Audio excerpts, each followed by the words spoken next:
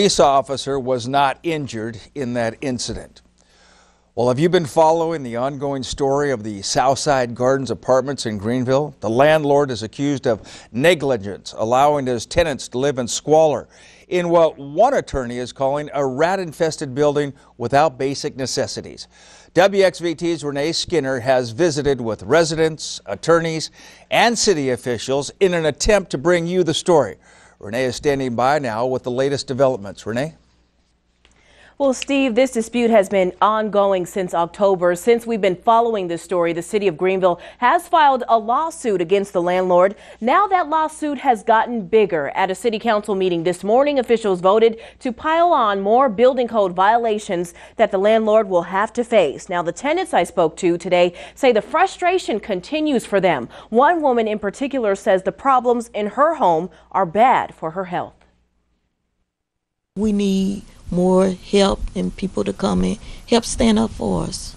The problems at Southside Gardens apartments are getting worse, but now add more rundown, empty homes and leaking walls to the long list of complaints. We still have abandoned apartments that homeless people and everybody coming in, stealing stuff out of it, and just making a whole lot of mess and making it worse on us. Loretta Williams has been a tenant for a couple years there. She has sickle cell disease and a rare heart condition. Williams says the problems in her home affect her health. I have to sit outside, cold or what, just to keep from breathing in all that mold and everything that's inside my apartment. Toilet not working.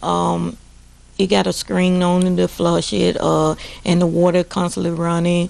Now, what you're looking at right here is what a lot of tenants say they have to deal with every day. That's water leaking, and in some cases, families say they're getting flooded out of their homes. Here's the problem, though. City officials are not only having to pay the water bill, but they could consider cutting it off. But that could mean families will go without water. The landlord still refuses to fix the homes up to code.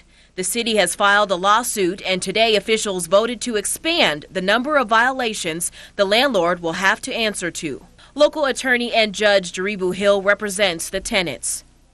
What we are seeing now is a shift in the way people are treated, a shift in their understanding about what they're entitled to, and it's a good shift. It's a positive shift. Although the complaints and problems for the renters are ongoing, Hill says a change is on the way. Your day is coming where you will have to answer in a court of law for continuously failing to adhere to the laws, the state laws, and the local ordinances.